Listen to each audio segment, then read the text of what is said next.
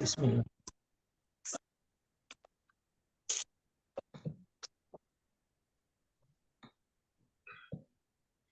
Bapak Ibu sekalian yang dirahmati Allah Subhanahu wa taala, kita akan mereview kembali berkaitan dengan amal-amal yang Allah dan Rasul-Nya telah perintahkan kepada kita dan amal yang Allah perintahkan untuk kita hindari. Di antaranya adalah amal lisan. Dan pada kesempatan pagi hari ini kita akan dalami dengan judul materi berhati-hatilah dengan berkurangnya pahala kebaikan karena dosa lisan. Bukankah Bapak Ibu di dalam Al-Quran Allah Subhanahu wa Ta'ala telah mengingatkan, jangan engkau hilangkan pahala sedekahmu dengan menyakiti si penerima. Jadi bila seseorang bersedekah, kemudian lisannya tidak terjaga, mengiringi sedekahnya yang menyebabkan ucapannya menyakiti si penerima sedekah, maka Allah hapuskan pahala sedekah. Begitu pentingnya menjaga lisan. Allah Subhanahu wa Ta'ala berfirman di dalam surat Al-Baqarah ayat 83, A'udzu billahi minasyaitonir rajim.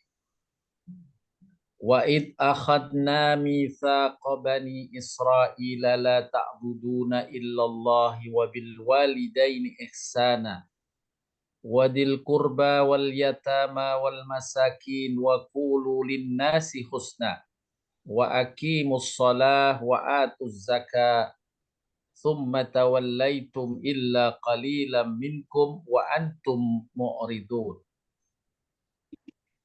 Dan ingatlah ketika kami mengambil janji dari Bani Israel, yaitu jangan kalian menyembah selain Allah dan berbuat kebaikanlah kepada ibu bapak, kepada kaum kerabat, kepada anak yatim, kepada orang miskin, serta ucapkanlah kata-kata yang baik kepada manusia.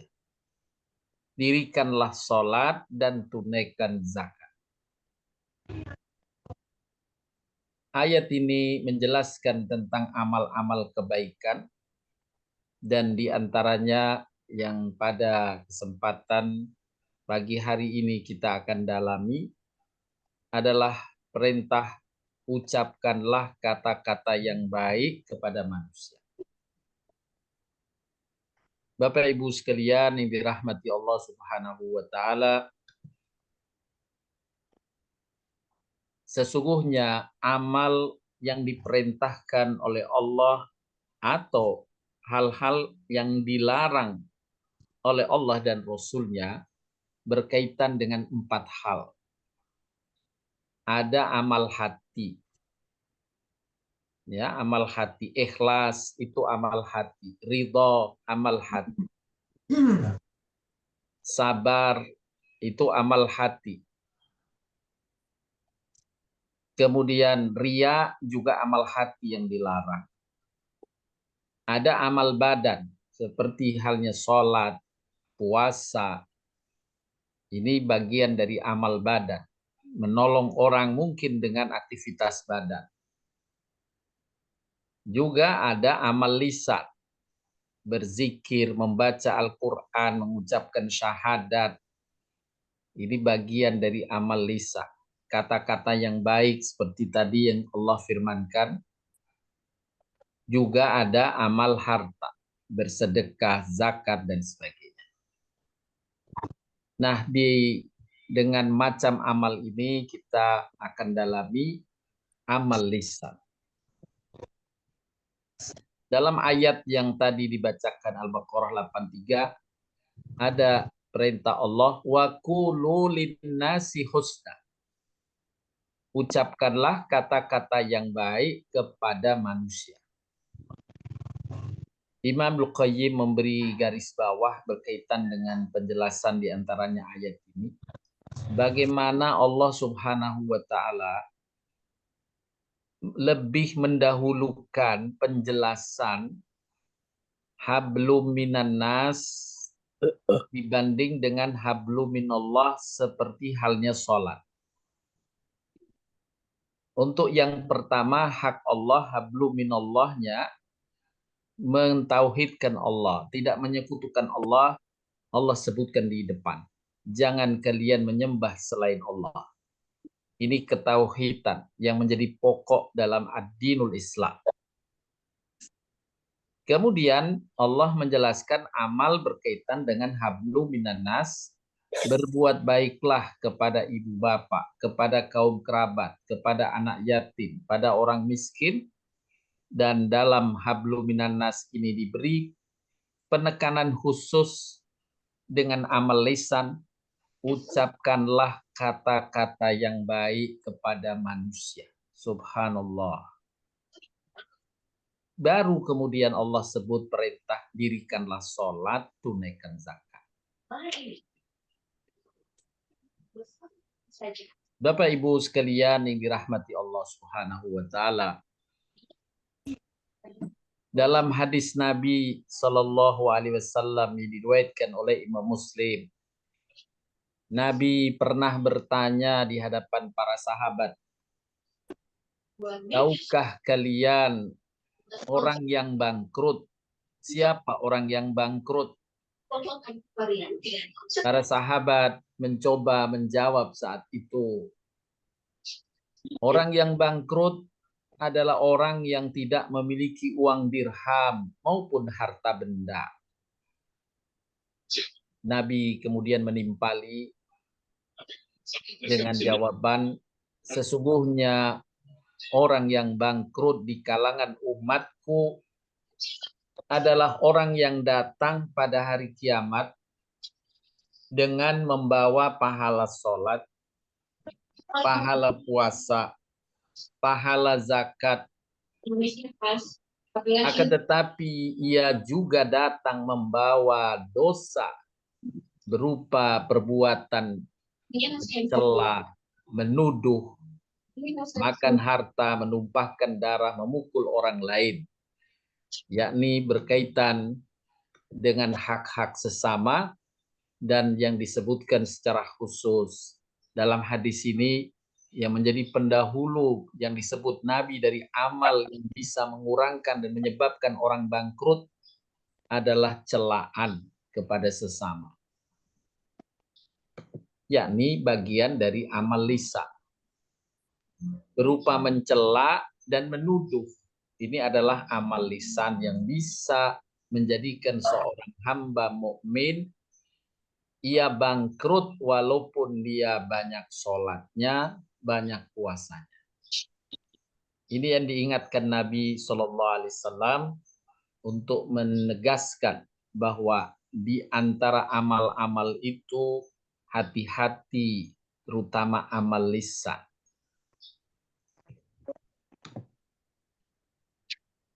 Di dalam hadis yang lainnya, riwayat Ibnu Majah dan Imam Ahmad, suatu ketika Nabi SAW ditanya oleh seorang sahabatnya, "Ya Rasulullah, ceritakan kepadaku satu perkara yang aku dapat berpegang kepadanya."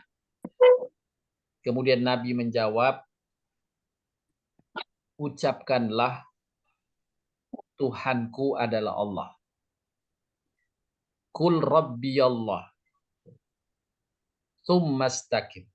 Kemudian istiqomahlah dalam memegang ketauhidan ini, yakni Allah lah satu-satunya ilah atau Tuhan.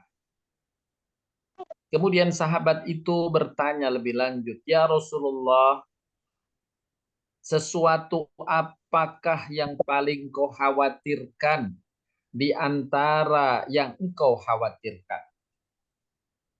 Nabi kemudian memegang lidahnya dan bersabda ini, yakni lisan.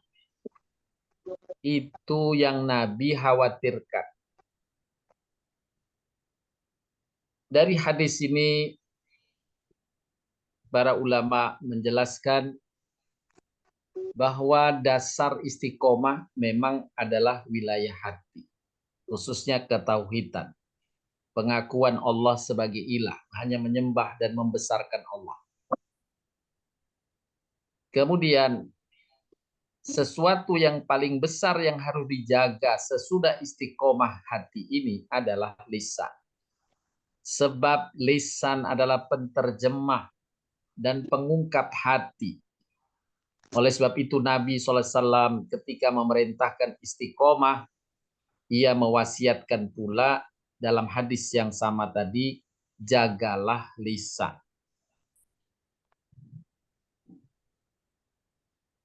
Disebutkan dalam hadis yang lainnya, beliau Rasulullah Shallallahu Alaihi Wasallam bersabda, apabila manusia menjelang pagi, maka semua anggota badannya menyalahkan lisan. Mereka berkata, yakni anggota badan di situ hati, akal, tangan dan sebagainya, berkata kepada lisan, wahai lisan, bertakwalah engkau kepada Allah karena kami. Maka sesungguhnya keadaan kami tergantung kepadamu. Jika kamu istiqomah, kami pun istiqomah. Jika kamu menyimpang, kami pun akan menyimpang. Bukankah sebagaimana di awal disampaikan, hamba akan menjadi bangkrut walau dia banyak sholatnya, banyak puasanya, tapi suka mencela orang lain. Maka tentu amal-amal sholat, amal-amal anggota badan lainnya, amal-amal puasa anggota badan lainnya tersia-siakan. Maka inilah yang disebutkan dalam hadis, anggota badan lain ini yang boleh jadi dia melakukan aktivitas gerakan untuk beramal soleh, memenuhi perintah Allah, terhapus pahalanya, tenggelam pahalanya karena amal dari lisan yang melanggar perintah Allah Subhanahu wa Ta'ala.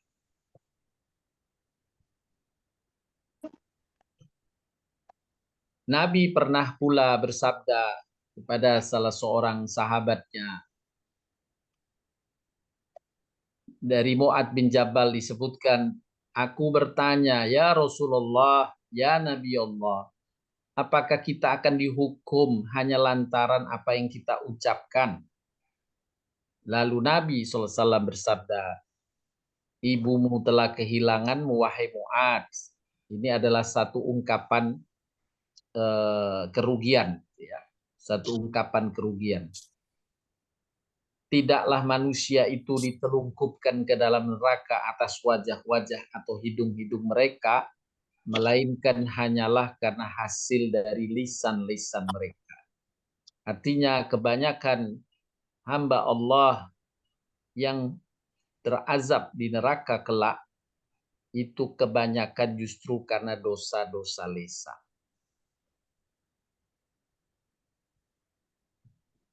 Rasulullah Shallallahu Alaihi Wasallam mengingatkan pula dalam sabdanya yang diriwayatkan oleh Imam Bukhari dan Muslim, seorang hamba sungguh dapat mengucapkan satu kalimat yang mendatangkan kemurkaan Allah, namun dia menganggapnya ringan, dan karena sebab perkataan tersebut dia dilemparkan ke dalam api neraka. Na'udzubillahi min dzalik. Ya, semisal seseorang yang ucapannya mencela Allah saja, mencela agama, mencela Al-Quran, mencela Nabi SAW, maka ucapannya itu mendatangkan kemurkaan Allah. Mungkin ia menganggapnya ringan karena tidak berdampak langsung atau sekaligus Ya, seolah-olah dia tenang saja karena tidak ada dampak apa-apa setelah dia ucapkan. Tapi di ujungnya, yakni saat dihisap perkataan itu ternyata menjadi sebab terlemparnya ia ke dalam neraka. Na'udzubillah min dzalik.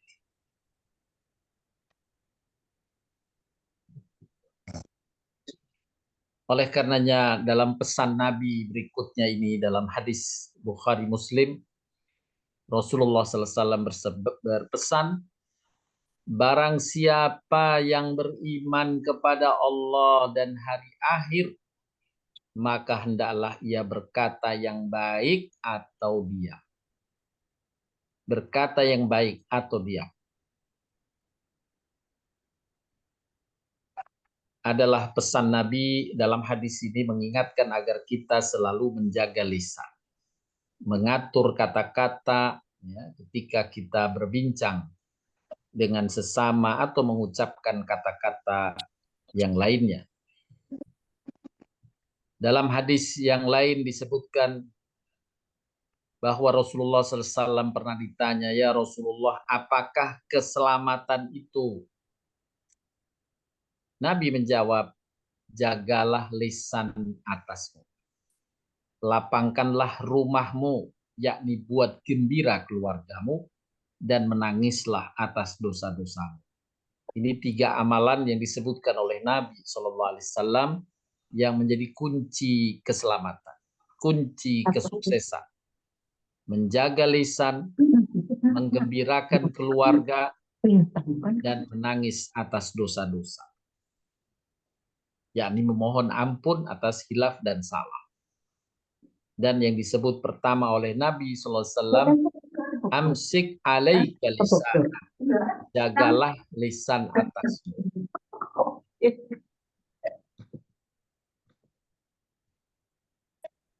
Selanjutnya Bapak Ibu sekalian yang dirahmati Allah SWT. Bila hamba tidak bisa menjaga lisan, sebagaimana dalam hadis yang sebelumnya disebutkan, dapat menjerumuskannya ke dalam dosa besar yang menyebabkan ia bangkrut. Diulang kembali dalam hadis Imam Bukhari penjelasan Nabi SAW dari Abu Hurairah radhiyallahu anhu berkata, pernah ditanyakan kepada Nabi SAW, ya Rasulullah, sesungguhnya si fulanah, yakni seorang wanita, suka sholat malam, suka saum di siang hari, mengerjakan berbagai kebaikan dan bersedekah. Hanya saja ia suka mengganggu para tetangganya dengan lisannya. Nabi kemudian bersabda, tiada kebaikan padanya, yakni tenggelam itu pahala puasanya, pahala sedekahnya, pahala sholatnya ditenggelamkan oleh dosa-dosa lisannya yang sering mengganggu tetangganya. Tentu ini disebut sering ya Bu ya, Bapak Ibu. Bukan sekali. Kalau sekali istighfar insya Allah dimaafkan. Tapi sampai dikenal oleh tetangganya bahwa ia memiliki lisan yang buruk, maka tetangga itu akan menjadi saksi. Antum suhadaullah fil ard. Kalian semua akan menjadi saksi sesama. Maka ada yang menyaksikan kebaikan, ada pula yang menjadi saksi atas keburukan. Na'udzubillahi min dzalik. Kita harus memperbanyak saksi kebaikan, bukan sebaliknya memperbanyak saksi keburukan kita.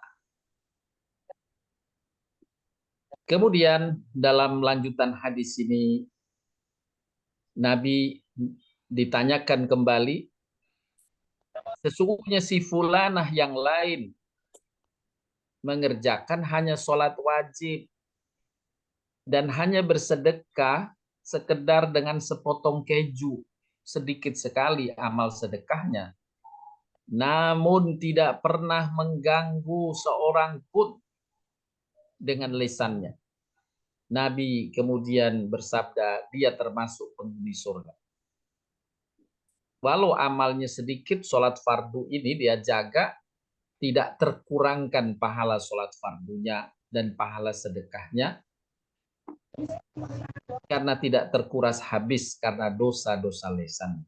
Sedangkan yang pertama tadi, walaupun dia banyak sholatnya, banyak puasanya, terkuras habis dengan dosa-dosa lisan.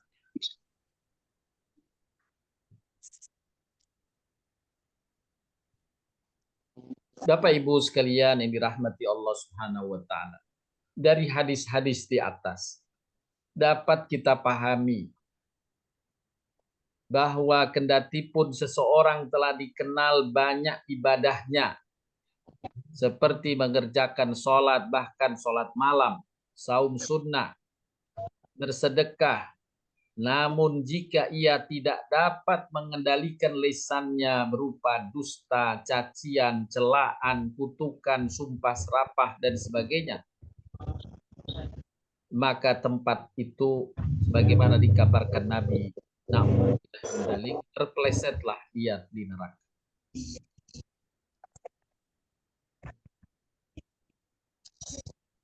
Dalam penjelasan Imam Ibnu Qayyim, beliau berkata, amat mengherankan bahwa ada seorang yang dengan mudah dapat menjaga diri dari makan makanan yang haram, mudah dari mencegah diri dari berbuat zalim, berzina, mencuri, minum khamar, dan sebagainya.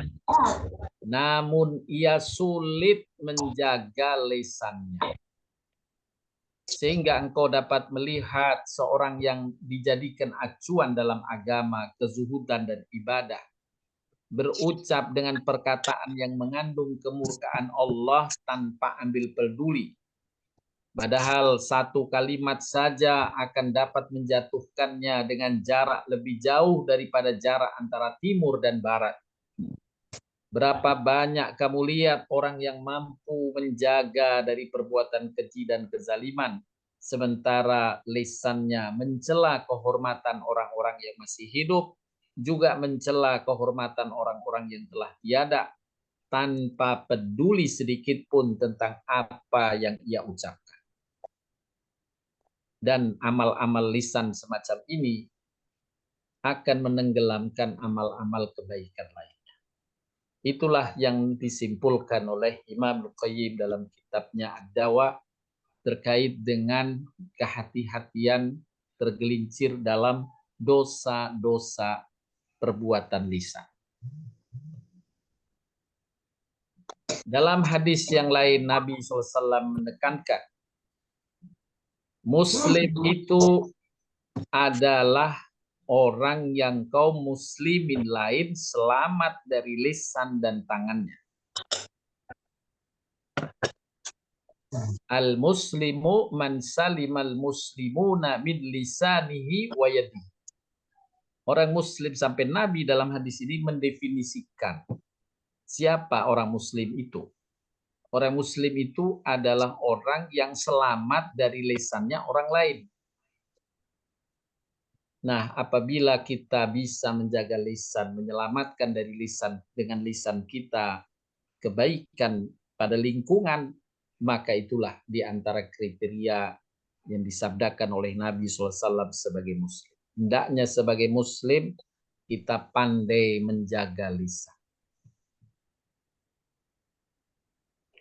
Dalam hadis yang lain Nabi SAW bersabda pula, aktsaru khataya ibnu Adam fi lisan. Kebanyakan dosa anak-anak Adam itu pada lisan.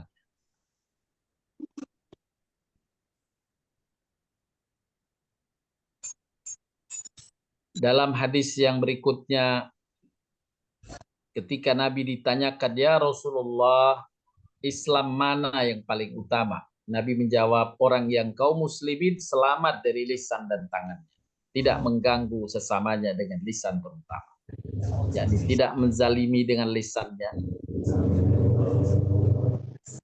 Bapak Ibu sekalian yang dirahmati Allah Subhanahu wa taala. Selanjutnya kita akan coba rincikan larangan-larangan yang tercantum dalam Al-Qur'an maupun dalam hadis Nabi Shallallahu Alaihi Wasallam berkaitan dengan amal-amal lisan. Di antaranya dalam surat Al-Isra ayat ke-23. Kita dilarang dengan jelas mengucapkan kata kepada kedua orang tua. Allah berfirman yang artinya Allah telah melarang kamu menyembah selain dirinya. Dan hendaklah kamu berbuat ihsan kepada kedua orang tuamu. Berbuat baiklah kepada kedua orang tuamu. Jika salah seorang di antara keduanya atau kedua-duanya sampai berumur lanjut dalam pemeliharaanmu, maka sekali-kali janganlah kamu mengatakan kepada keduanya perkataan dan jangan kamu membentak mereka serta ucapkan mereka perkataan kepada mereka perkataan yang mulia. Subhanallah. Allah cantumkan berkaitan dengan amal lisan kepada kedua orang tua dalam Al-Quran surat Al-Isra ayat 23 ini. Wala taqul lahuma uffin. Jangan kamu berkata dan ucapkan kaulan karima, perkataan yang mulia, yang menggembirakan, yang menyenangkan.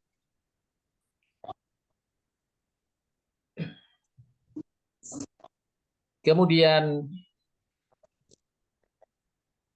larangan berikutnya yang disebutkan dalam hadis Imam Abu Dawud adalah ucapan celaan kepada orang tua orang lain. Kalau tadi kepada kedua orang tua kita sendiri tidak boleh berkata kepada kedua orang tua atau orang tua orang lain juga kita dilarang mencela. Sebagaimana disabdakan oleh Nabi SAW, termasuk dosa besar adalah seseorang mencela orang tuanya. Dosa besar mencela orang tuanya. Kemudian para sahabat heran bertanya, ya Rasulullah, bagaimana mungkin seseorang mencela ayah ibunya? Tidak masuk akal para sahabat saat itu. Sampai bagaimana mungkin ya Rasulullah seseorang mencela ayah ibunya?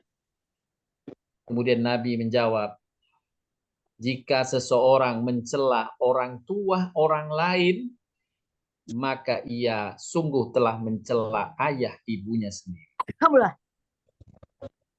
Jadi tidak boleh kita mencela ayah ibu orang lain, semisal kalau mungkin banyak di masa-masa remaja dahulu Bapak Ibu dalam pergaulan ya di tanah air, khususnya di Jawa misalnya, ketika bertengkar dengan teman banyak muncul ucapan-ucapan mbokmu, bapakmu. Nah, itu bentuk celaan kepada orang tua teman kita itu. Sesungguhnya ketika kita mengucapkan itu, kata Nabi, dosanya sama seperti mencela bapak ibu kita sendiri. Nah, ini juga yang penting kita ajarkan kepada anak-anak kita. Jangan mencela orang tua, sahabat, atau teman-teman. Karena hukum dosanya sama seperti mencela orang tua sendiri. Kemudian berikutnya yang ketiga, ucapan tuduhan buruk kepada seseorang.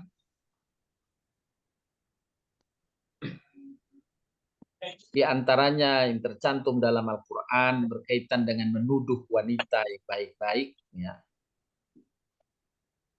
Dalam surat An-Nur ayat keempat, Allah SWT berfirman yang artinya, siapa saja yang menuduh wanita baik-baik berbuat zina, sementara mereka tidak menghadirkan 4 orang saksi, maka cambuklah mereka yang menuduh itu 80 kali cambuk. Jadi tuduhan itu hukumannya, hukuman pidana 80 kali cambukan. Kalau dia menuduh hal yang buruk terhadap wanita. Kemudian hukuman tambahannya setelah itu, setelah dicambuk 80 kali cambuk, jangan pernah kamu terima kesaksian mereka buat selama-lamanya. tidak bisa dijadikan saksi, baik saksi terhadap urusan-urusan perdata maupun urusan pidana. Tidak bisa dijadikan saksi bila orang tersebut menuduh dengan tuduhan yang sama. Berikutnya Bapak Ibu sekalian, yang keempat yang juga termasuk dosa amal lisan yang dilarang. Tercantum dalam surat An-Najm, fala tuzakku anfusakum huwa a'lamu bimanittaqa. Jangan kamu mengatakan dirimu suci. Dialah yang paling mengetahui tentang orang yang bertakwa. Ini tidak boleh kita mengucapkan memuji-muji diri ya terkait dengan kebaikan dan sebagainya, khususnya memuji yang menyebabkan ujub. Dulu setan mengaku lebih baik dari Adam. Kenapa sekarang kita manusia merasa lebih baik dari golongan baik?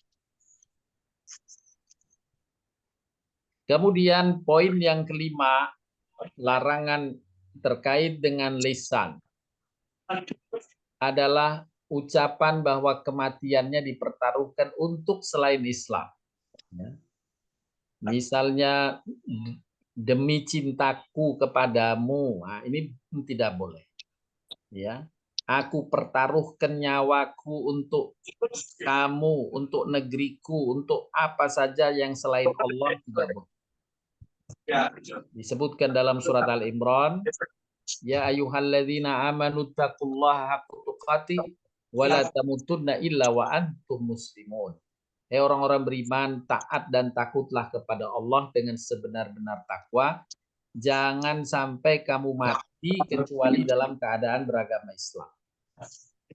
Ya, ini ucapan-ucapan yang kadang dianggap remeh, sebagaimana tadi disebutkan dalam hadis, tapi menjadi dosa besar. Kemudian poin yang keenam, ucapan urus saja dirimu saat dinasehati dengan kebaikan juga dilarang. Ini dosa besar juga. Disebutkan dalam hadis Nabi Shallallahu Alaihi Wasallam. Disebutkan dalam hadis Nabi Shallallahu Alaihi Wasallam.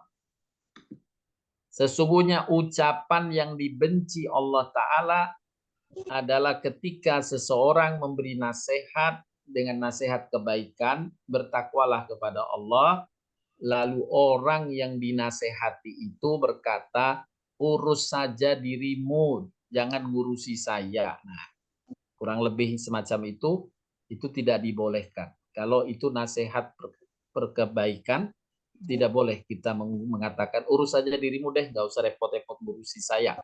Itu dosa besar juga. Ya tinggal kalau kita nggak cocok dengan nasihat itu, kita diam saja. Ya, tidak perlu berucap dengan urus saja diri. Kemudian Bapak Ibu sekalian, poin yang ketujuh berkaitan dengan larangan ucapan-ucapan atau amal lisan yang tercantum dalam hadis adalah at-tali. Apa itu at-tali? At-tali adalah berkata tentang Allah tanpa ilmu, yakni menyepelekan luasnya kasih sayang Allah. Kita lihat dalam penjelasan hadis Nabi SAW yang diriwayatkan oleh Imam Muslim ini, Rasulullah bersabda, sesungguhnya seseorang yang berkata, Allah tidak akan mengampuni terhadap si fulan, maka Allah berkata, barang siapa beranggapan atasku bahwa aku tidak akan mengampuni si fulan, maka sungguh aku telah mengampuni si fulan, dan engkau yang mengatakan seperti itu telah menggugurkan amalanmu. Jadi amalan kebaikan orang yang mengatakan Allah telah menutup pintu ampunan bagi seseorang, justru Allah gugurkan. Na'udzubillah min dzalik. Artinya dosanya menggugurkan amal kebaikan. Yaitu amal at-tali, yang menyebabkan orang berputus asa seolah-olah Allah tidak mengampuninya. Sekali lagi, barang siapa yang beranggapan bahwa Allah tidak mengampuni si fulan, maka sungguh Allah telah mengampuni si fulan. Inilah yang disebut at-tali. Kemudian yang kedelapan, celaan kepada Nabi, tentu lebih besar lagi celaan kepada Allah, termasuk celaan kepada Al-Quran, kepada syariat Allah, juga bagian dari celaan-celaan yang akan juga menggugurkan amal kebaikan. Dalam surat Al-Hujurat ayat kedua Allah Ta'ala berfirman, wahai orang-orang beriman, janganlah kalian angkat suaramu di atas suara Nabi, dan jangan kalian mengeraskan suara kepadanya, layaknya seseorang di antara kalian terhadap yang lainnya. Sehingga akan gugurlah amalan kalian dalam keadaan kalian tidak menyadari. Nah, mengangkat suara di atas suara Nabi termasuk adalah mencela Nabi, meremehkan Nabi, ya. Misalnya ketika disampaikan hadis dari Nabi SAW, kemudian orang itu berkata, itu kan hadis, itu kan dari Nabi, bukan dari Allah, Kak. Nah, pernyataan semacam itu adalah meremehkan Nabi yang memang Allah telah mengutus Nabi untuk menyampaikan sabda-sabdanya menjadi pengajaran. Dan Nabi diperintahkan kepada kita untuk ditoladani, diikuti sabdanya. Maka ungkapan dengan mengatakan itu kan dari Nabi, itu bukan Al-Quran kan, itu dari hadis kan, kan itu dari Nabi. Ucapan semacam itu menggugurkan amal kebaikan kita. Gugurlah amalan kalian dalam keadaan kalian tidak menyadari. Na'udzubillahi min dzalik. Kemudian di antara amal lisan yang harus kita jaga adalah jangan kita mengucapkan yang ucapan itu menafikan kebaikan orang yang cukup banyak kebaikannya pada kita. Disebutkan dalam hadis Bukhari dan Muslim berikut ini. Allah menampakkan neraka di hadapanku. Ternyata, kata Nabi, banyak penghuninya wanita yang kufur. Para sahabat bertanya, apakah karena kufur kepada Allah? Bukan. Akan tetapi mereka menafikan kebaikan suaminya.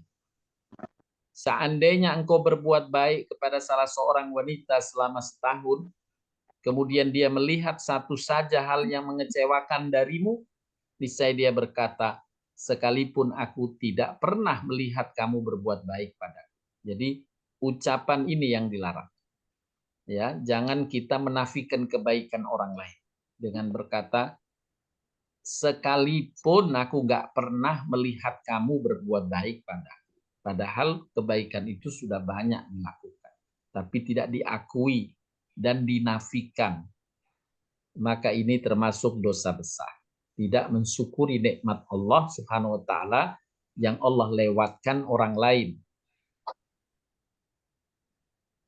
Kemudian ucapan bohong yang merupakan fitnah pada orang lain tercantum dalam surat An-Nur ayat ke-15-16. Allah Ta'ala berfirman, ingatlah di waktu kamu menerima berita bohong dari mulut ke mulut, dan kamu katakan dengan mulutmu apa yang tidak kamu ketahui sedikit juga. Kamu menganggapnya suatu yang ringan saja berita bohong itu. Padahal di sisi Allah adalah besar. Mengapa kamu tidak berkata di waktu mendengar berita bohong itu? Sekali-kali tidak pantas bagi kita memperkatakan hal ini. Maha suci Engkau ya Tuhan kami, ini dusta yang besar. Jadi kalau kita mengetahui ini berita bohong, maka kita dosa besar menyebarkan. Juga amal lisan yang dilarang, perbuatan lisan yang dilarang, mengadu domba. Dalam hadis disebutkan, mereka berdua disiksa. Mereka menganggap bahwa ia bukan perkara besar. namun sesungguhnya itu perkara besar. Orang yang pertama disiksa karena tidak menutupi diri ketika kencing, ketika buang air kecil. Adapun orang kedua disiksa karena suka mengadu domba. Ini diantara dosa amal lisan adalah mengadu domba. Juga mengolok-olok sesama dan memanggil dengan gelar yang buruk atau sebutan-sebutan buruk untuk meremehkan atau menghinakannya. Dalam surat Al-Hujurat Allah berfirman, "Hei orang-orang beriman, janganlah sekumpulan laki-laki merendahkan kumpulan lainnya. Boleh jadi yang direndahkan atau ditertawakan atau yang diolok-olok lebih baik dari mereka yang mengolok-olok. Jangan pula sekumpulan wanita merendahkan kumpulan lainnya. Boleh jadi yang direndahkan itu lebih baik daripada yang mengolok-olok atau merendahkan. Jangan suka mencela dirimu sendiri.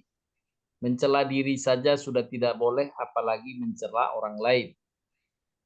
Jangan memanggil dengan gelar yang buruk, yang mengandung ejekan. Seburuk-buruk panggilan adalah panggilan yang buruk sesudah beriman. Barang siapa yang tidak bertobat, mereka itulah orang yang zalim. Berarti karena ada perintah bertobat, berarti ini dosa-dosa besar. Kemudian berikutnya, ucapan olok-olok pada ayat-ayat Allah atau Rasulullah juga adalah amal perbuatan lisan yang dosa besar. Nah, dalam Al-Quran surat Al-Kahfi Allah SWT berfirman, mereka itu orang yang telah kufur terhadap ayat Tuhan mereka dan kufur terhadap perjumpaan dengan Dia. Maka hapuslah amalan-amalan mereka. Dan kami tidak mengadakan satu penilaian bagi amalan mereka pada hari kiamat. Demikianlah balasan mereka itu neraka jahanam. Disebabkan kekafiran mereka dan disebabkan mereka menjadikan ayat-ayatku dan rasul-rasulku sebagai olok-olokan. Mengolok-olok firman Allah, Al-Quran, siar-siar agama, Rasulullah, ini bagian dari dosa besar yang bisa menggugurkan keimanan dan menghapus banyak amal kebaikan. Berikutnya yang ke-14 dari perbuatan lisan yang dilarang. Dicantumkan pula dalam Al-Quran dan hadis Nabi SAW berikut adalah menyakiti orang lain dengan ucapan. Dalam surat Al-Ahzab Allah berfirman, dan orang-orang yang menyakiti orang-orang mukmin dan mukminat tanpa kesalahan yang mereka perbuat, maka sesungguhnya mereka telah memikul kebohongan dan dosa yang nyata. Jadi tidak dibolehkan menyakiti dengan lisan. Dikuatkan dalam hadis dari Aisyah, Rasulullah SAW bersabda, "Wahai Aisyah, sesungguhnya sejelek-jelek kedudukan manusia di sisi Allah adalah orang yang ditinggalkan atau dijauhi oleh manusia karena takut akan kekejian lisannya." Ya, dia dihindari oleh teman-temannya, oleh sahabatnya karena takut ucapan yang buruk darinya. Ya, semisal udahlah saya malas aduh ketemu sama dia nanti sakit hati sayanya. Nah, itu menandakan orang yang dijauhi tadi boleh jadi karena memang banyak ucapan-ucapan yang menyakiti sesama. Maka sudah dikenal, naudzubillah min dzalik, kalau itu terjadi banyak orang, kita bisa bayangkan persaksian seperti yang disabdakan Nabi, antum syuhadaullah fil ard. Kalian semua adalah menjadi saksi di sisi Allah. Kalau banyak orang yang menyaksikan orang ini lisannya buruk, ya selalu ucapkan kata-kata buruk, naudzubillah min dzalik. Ini yang diingatkan oleh Nabi SAW, jaga lisan. Juga termasuk dosa besar adalah gunjingan atau hibah. Ya, Allah Ta'ala berfirman dalam surat Al-Hujurat, "Hai orang-orang beriman, jauhilah kebanyakan prasangka. Karena sesungguhnya sebagian tindakan prasangka itu dosa. Jangan kamu mencari-cari kesalahan orang lain, dan jangan kamu sebagian menggunjing sebagian yang lain. Nah, ini hibah, menggunjing sebagian yang lain.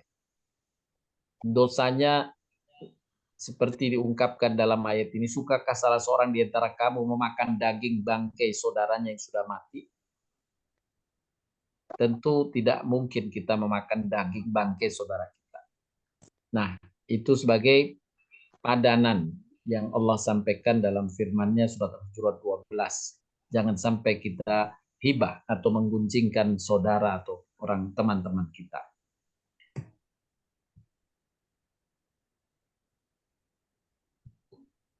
Selanjutnya sahabat sekalian, Bapak Ibu yang dirahmati Allah Subhanahu wa taala, itu tadi contoh amal-amal yang dicegah atau dilarang baik dalam Al-Qur'an maupun dalam hadis Nabi SAW. Di samping cegahan dengan amal-amal tertentu yang mengandung dosa, amal lisan ini juga banyak yang bisa kita dengannya meraih pahala. Di antaranya yang disebutkan adalah basahnya lisan kita dari ucapan lafaz zikir. Subhanallah, alhamdulillah. Ini adalah bagian dari sedekah yang Allah terima amal kebaikan lisannya. Tentu lebih baik kita melafadzkan, menyibukkan lisan kita dengan zikir-zikir ini sesungguhnya. Dan juga ucapan-ucapan yang baik, yang menyenangkan sesama. Ya, jangan diremehkan ucapan lisan menyapa terlebih dahulu ketika berjumpa. Pahalanya lebih besar sesungguhnya ketika kita mendahului. Padahal mendahului menyapa itu hukumnya sunnah. Sedangkan menanggapi sapaan hukumnya wajib. Jadi menyapa dulu hukumnya sunnah, tapi pahalanya lebih besar dari yang wajib. Yakni yang menerima sapaan dia harus membalas sapaan, itu hukumnya wajib. Kalau dia tidak menjawab dosa. Tapi pahalanya masih di bawah pahala orang yang menyapa lebih dahulu. Kemudian pada kesempatan yang baik ini saya sampaikan lafaz zikir yang Nabi SAW sampaikan, ajarkan, yaitu lafaz zikir yang memberatkan lafaz atau pahala lafaz zikir dari subuh sampai matahari terbit. Hanya dengan ucapan subhanallah wa bihamdi adada khalqih wa ridha nafsih wa zinata arsih wa midada kalimat. Subhanallah wa bihamdihi adada khalqihi wa ridha nafsihi wa zinata arsihi wa midada kalimati. Maha suci Allah dari ketidaksempurnaan dan saya memujinya. Sebanyak jumlah makhluknya, sesuai dengan kesenangan baiknya, sama dengan berat arsnya, sama dengan tinta yang dapat digunakan dalam merekam kata-kata untuk ujiannya. Ini bacaan lafaz zikir yang insya Allah ganjarannya besar sebagaimana disebutkan dalam hadis Imam Muslim ini. Sekali lagi saya ucapkan subhanallah wa bihamdihi adada khalqihi wa ridha nafsihi wa zinata arsihi wa midada kalimati.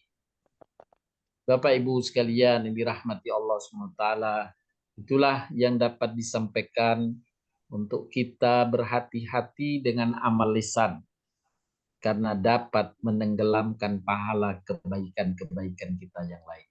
Semoga Allah memberkahi kita semua dengan petunjuknya dan penjelasan firman-firman-Nya serta sabda Nabi-Nya Shallallahu Alaihi Wasallam.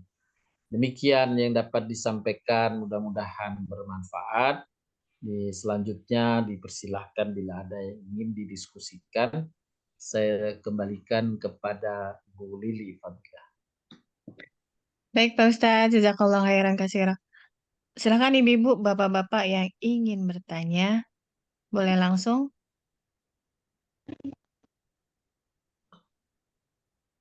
Kalau belum ada yang bertanya, saya mau bertanya Pak Ustadz. Silakan Bu Lili. Pak Ustadz, misalnya kita lagi kumpul nih. Kadang tuh di kompleks saya pada kumpul. Ibu-ibu kadang kalau ngumpul tuh ada aja yang diomongin Pak Ustadz. Ngomongin si ini, si itu. Kalau saya kan orangnya jarang ngumpul. Paling sebulan sekali. Nah, ketika ngumpul tuh saya kadang terjebak. Mereka ngomongin orang, saya nggak tahu apa-apa. Terus saya mau mau pindah susah gitu. Jadi saya kayak dengerin jadinya. Nah, dosanya gimana tuh Pak Ustadz? Baik, ya. Pertama, dalam hadis disebutkan, man ra'a munkaran falyughayyirhu biyadihi. Fa in lam yastati fa bilisan. Fa in lam yastati fa biqalbihi wa dzalika adhaful iman. Jika kamu menemukan, engkau melihat satu kemungkaran, nah tentu hibah semacam ini kan jadi kemungkaran kalau berkepanjangan ya. Maka kata Nabi, jika kau melihat seperti itu, ingkarilah dengan engkau bertindak seperti ya kita menghindar, mengkoreksi lah, memberi nasihat misalnya. Ya, kau kita pergi kalau tidak bisa. Kemudian wabilisanihi juga. Kalau tidak bisa mencegahnya, ya sudah nasihat saja yang santun misalnya. Kalau juga nggak bisa, maka paling lemahnya ya sudah kamu mau keluar nggak bisa, ya mau nasihati nggak bisa, udah kamu diam, hatimu saja yang menolak. Ya Allah, ampunilah saya tidak setuju dengan perkara ini. Yani hibah ini saya tidak setuju. Maka ampunilah saya. Maka itu yang dicontohkan atau dianjurkan oleh Nabi SAW. Begitu Bu Lili. Baik Pak Assalamualaikum. Ustadz. Ya, Baik, silakan Bu Safi. Ya, terima kasih Jeng Lili, Pak Farha, terima kasih. Begini Pak, kalau kita dalam satu keluarga itu kan kadang-kadang ya tidak di keluarga ya atau dengan orang lain begitu. Itu suka membicarakan umpamanya pada waktu sebelum pemilu, proses-proses penggantian kepemimpinan. Lalu kita ikut bicara soal si A begini, si B begini, si C begini, calon-calon pemimpin itu. Jadi rame lah gitu ya. Lalu ada kabar masuk yang begini, begitu, begini, begitu. Yang seperti itu termasuk gibah enggak ya Pak ya? baik Halo? Bu Sofi ya. Ya, Ya, jadi pertama hibah itu membicarakan orang lain ya tanpa maksud untuk menjelaskan keburukan. Ya, artinya atau maksudnya menjelaskan tapi salah itu nggak boleh. Itu termasuk hibah. Tapi kalau tujuannya menjelaskan agar orang berhati-hati atas keburukan yang mungkin terjadi dari si X tersebut, maka itu tidak masuk kategori hibah. Seperti contoh yang gampangnya saja, ada kita melihat ada orang, kita perhatikan dari rumah, kok ini orang ini bolak-balik di depan rumah tetangga kita. Ya, dia malah sempat memoto, kemudian membuka pagar, gitu bolak-balik di depan rumah kita, di tetangga sebelah, di tetangga depan rumah. Kita tahu menyaksikan, kemudian kita kasih info kepada tetangga sebelah itu. Kita telepon misalnya, Bu, itu orang ada di depan pintu rumah itu, Ibu kenal atau siapa itu kok saya kok was-was ya. Nah, misalnya memberitahu begitu, maka itu dibolehkan ya untuk orang yang memang mencurigakan. Tapi kalau orang kita tidak ada kecurigaan, nanti orang yang biasa saja itu maka kita bisa menuduh bersangka buruk. Jadi kalau punya tanda bahwa ia memang mencurigakan, dibolehkan membicarakan orang tersebut untuk kehati-hatian bagi orang yang kita ajak bicara. Ya, tetapi kalau menyebutnya sepintas-pintas tanpa maksud memberi penjelasan bahaya, maka itu tidak boleh. Contohnya adalah ketika Nabi di rumah, bersama istrinya Aisyah.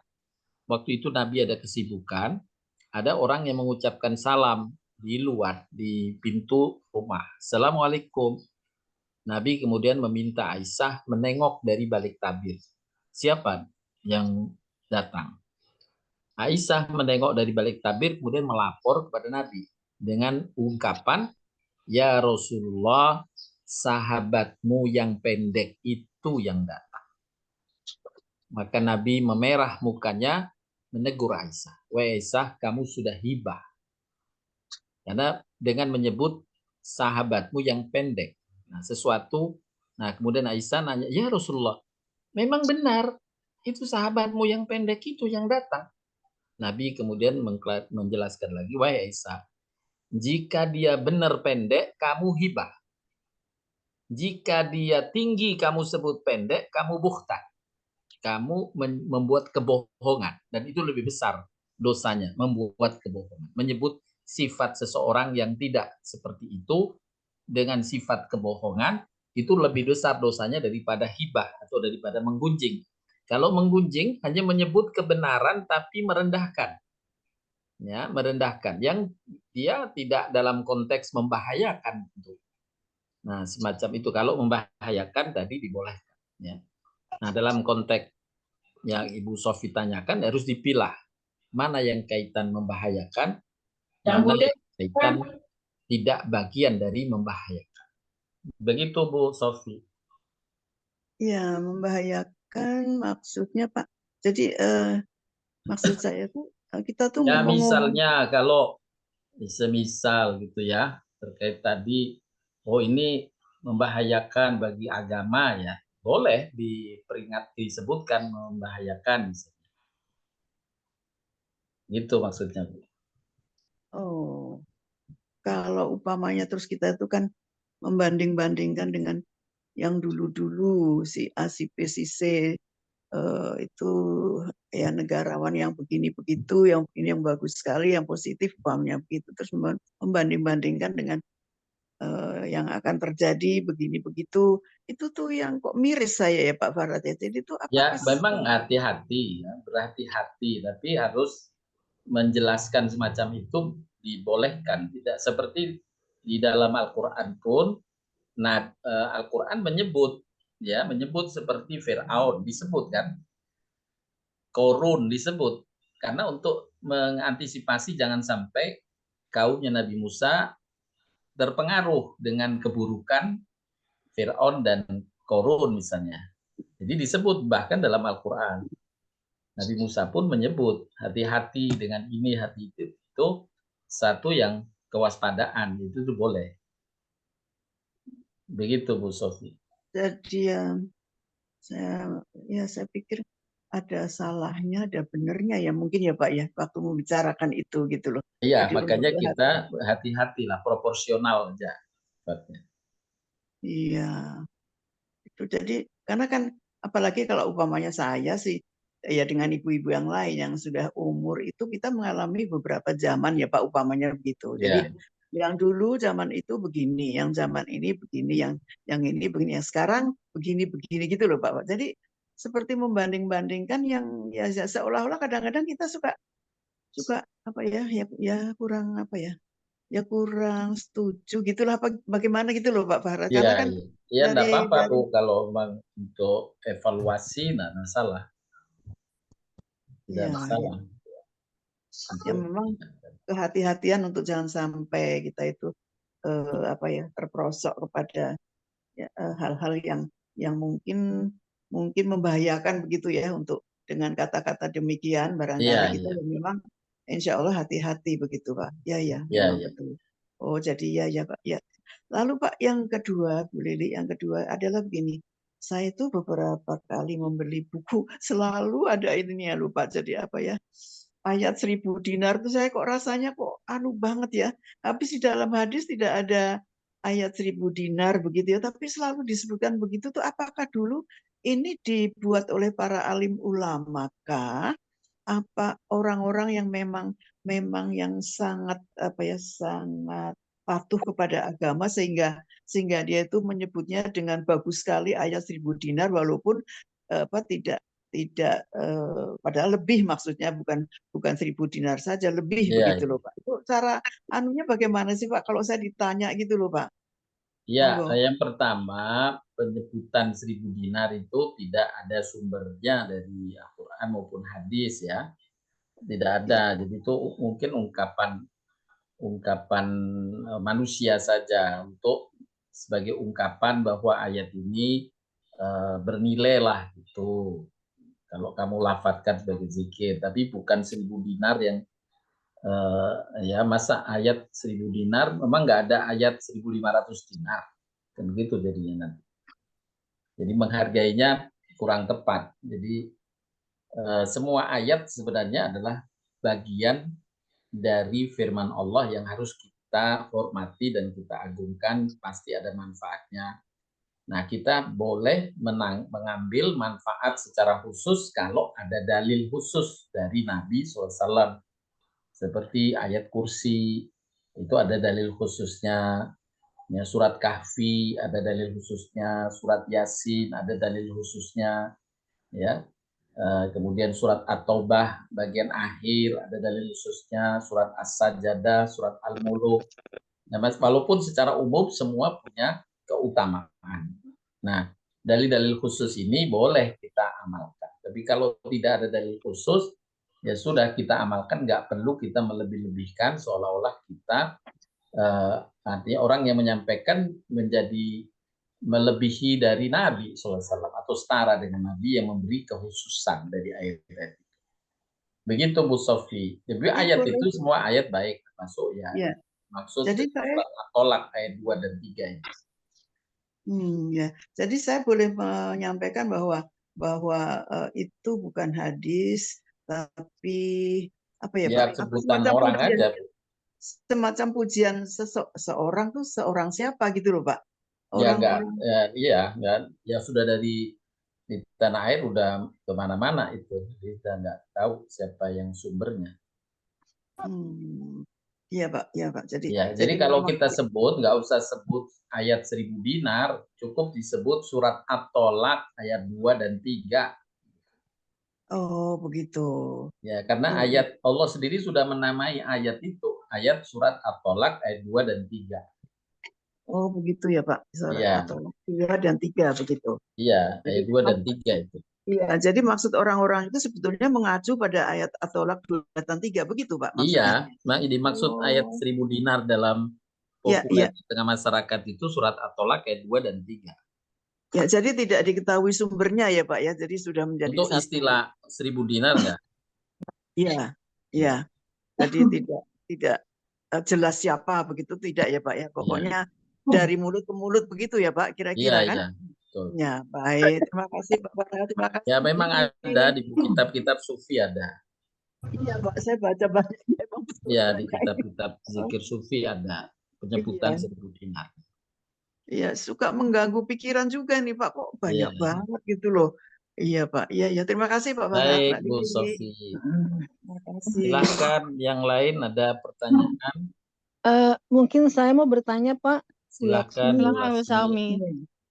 Pertanyaannya mungkin di luar dari yang kita pelajarin, tapi mungkin ada kaitannya juga ya.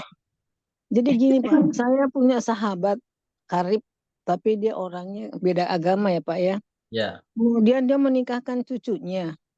Kalau di gedung mungkin nggak jadi problem ya. Kalau di gereja gimana Pak? Apakah saya bisa hadir apa enggak ya Pak? Itu yang ya, pertama. Yang kedua, Iya. juga masalah beda agama ini ya.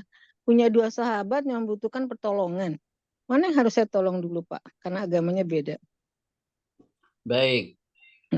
Itu Untuk aja. yang pertama, kalau kita menolong berbuat baik kepada Di orang atas. yang beda agama, Allah Hmm, menegaskan tidak melarangnya. Dalam surat betul. Al-Mumtahanah ayat 89.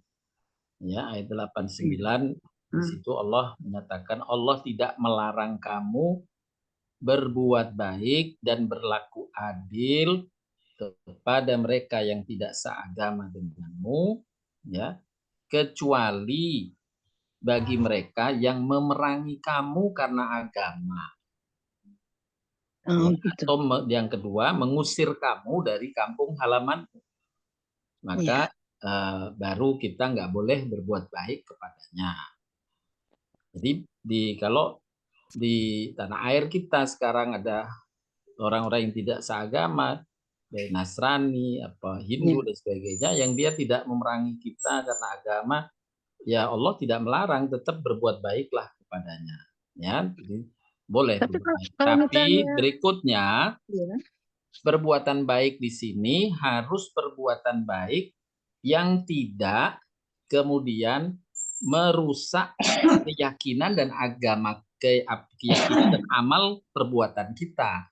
oh, Ya, tidak boleh merusak amal dan keyakinan kita. Nah, makanya di situ ada Qul ya ayyuhal kafirun, gitu kan, dalam surat Al-Kafirun tuh. Ya, la abudu ma ta'budun wala antum abiduna ma'bud wala ana abidu ma'abattum wala antum abiduna ma'bud lakum dinukum waliyadin. Agamamu silahkan dilaksanakan, kami melaksanakan agama kita yang tidak ada kontaminasi dalam keagamaan itu. Jadi silahkan beramal sesuai agamamu, kami beramal sesuai agama kami. Jadi kalau kami ada yang dilarang, ya maka kami tidak terlibat di situ. Tapi kalau di dunia muamalah yang tidak ada terkait dengan agama, tolong menolong, saling membantu, maka kita diperintahkan. Bahkan dalam ayat surat An-Nisa, di situ ditegaskan dalam tafsir Ibnu Katsir, berbuat baiklah kepada tetangga dekat dan tetangga yang jauh. Tetangga dekat adalah tetangga muslim seagama, tetangga yang jauh tetangga non muslim.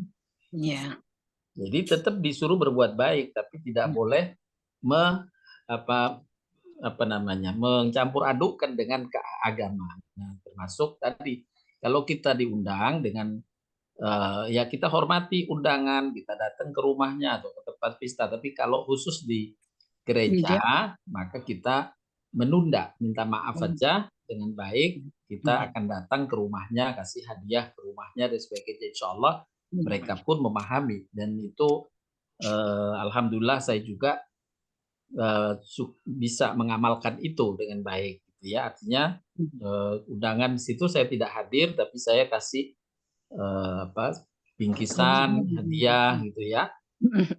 Kita datang ke rumahnya atau menyampaikan ke rumahnya atau di kantor. Begitu, Bu. Kalau yang itu tadi Pak, yang kalau misalnya ada dua orang yang beda agama butuh bantuan, mana dulu yang harus dibantu Pak? Ya, pertama harus dilihat urgensinya dulu. Ya, urgensinya bukan pertimbangan bukan karena agamanya dulu. Ya, urgensi itu lebih penting. Misalnya yang non muslim misalnya, dia perlu bantuan karena sudah mau mati. Sedangkan yang muslim perlu bantuan hanya sekedar untuk menikmati sesuatu. Misalnya ada yang mau operasi, butuh uang, urgent, dan non muslim dia. Yang satu muslim mau ganti HP. Nah, yang urgent yang mana, Bu? Mau ganti HP atau mau operasi? Dua punya problem yang sama gitu loh, Pak. Nah, kalau problemnya sama, ya, kalau problemnya sama, tentu kedekatan kepada yang dekat dulu, ya, yang dekat dulu. Makanya disebut dalam tetangga tadi juga begitu kan? Tetangga dekat didahulukan dari tetangga yang jauh. Kerabat lebih didahulukan dari non kerabat. Jadi itu satu hal yang wajar saja macam itu. Ya, jadi tidak berkaitan dengan agama ya Pak ya, mana yang paling membutuhkan saja Pak ya. Ya, untuk menilai urgen itu urgensitas dibutuhkan. Itu yang kalau orang non muslimnya sudah dalam keadaan mau meninggal gitu ya, kritis gitu, sedangkan yang muslim berkaitan dengan hal-hal kenyamanan saja, maka kita tentu harus menolong yang teman atau tetangga yang non muslim yang kritis. Iya Pak. Oh gitu Pak. Baik Pak, karena saya kemarin agak begini gimana caranya, apa boleh nggak ya? Jadi kalau sekarang sudah tahu ya. Terima kasih Pak atas nasihat. Ya, tidak salah berbuat baik ya, selama untuk kebaikan tadi. Ya baik Pak, terima kasih. Baik Bu Lasmi. Silakan untuk yang lain. Oke. Bisa nggak boleh? Belum ada lagi Pak Ustadz. Baik, baik Bapak Ibu sekalian yang dirahmati Allah Subhanahu wa taala, bila tidak ada pertanyaan lain, mungkin bisa kita akhiri kajian Pak kita pagi Ustadz, hari ini. Ya, ada tambahan satu dari Mbak Tuti. Silakan Mbak Tuti. oh silahkan Bu Tuti. Ya. Assalamualaikum Pak Ustadz, terima kasih. Waalaikumsalam warahmatullahi wabarakatuh. Silahkan Bu. Pak, saya mau bertanya mengenai kita harus menjaga lisan kita agar tidak menyakiti orang lain. Kalaulah kita menyampaikan suatu kenyataan gitu ya Pak Ustadz ke orang lain, yang kenyataan tuh memang pahit, suka nggak suka pasti dia akan sedih atau pasti akan tersakiti, tapi memang harus disampaikan. Itu sebagai penyampainya bagaimana tuh Pak Ustadz? Iya, tadi ya ada pertama harus dilihat apa kepentingannya apa di situ kan. Kepentingannya bisa memberi nasihat dengan mengungkapkan fakta, itu boleh, ya kan? Atau mengingatkan orang lain, itu dibolehkan, ya. Atau di depan pengadilan, itu dibolehkan. Karena kalau misalnya seorang saksi gitu ya, di pengadilan dia ditanya bagaimana pandanganmu tentang si X, tentang perbuatan X itu misalnya di depan pengadilan. Kemudian si saksi mengatakan mohon maaf Pak Hakim, karena saya nggak boleh hibah, saya nggak mau cerita, ya nggak bisa. Ya, dia harus wajib mengungkapkan kebenaran di depan hakim walaupun ungkapan yang akan dia sampaikan itu boleh jadi menyakitkan. Tapi karena dia dijadikan saksi, dia harus menyampaikan apa adanya. Nah, itu hal-hal yang dibolehkan. Terus yang juga yang dibolehkan adalah bahkan mencaci, mencela yang diarahkan pada orang yang mencacinya. Nah, itu dibolehkan ya dalam surat An-Nisa ayat 148. Allah Ta'ala berfirman, saya bacakan. An-Nisa 148.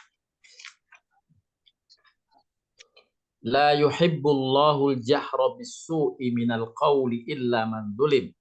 Wa kana Allahu sami'an 'alima.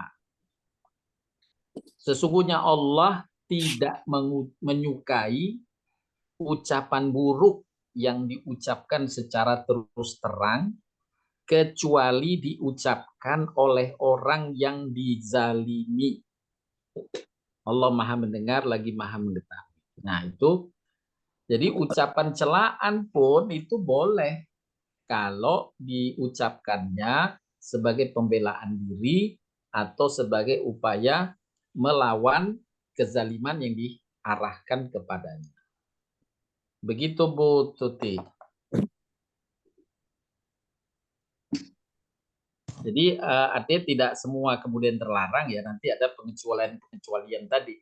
Pengecualian di depan hakim, mengungkapkan kebenaran, ya, untuk mewanti-wanti orang, untuk menasihati orang jangan sampai terperosok. Kemudian kita ungkapkan hal-hal yang buruk berkaitan dengan orang tersebut, itu hal yang dibolehkan. Begitu Bu Tuti. Jadi nggak semuanya Pak Ustadz. Bagaimana? Jadi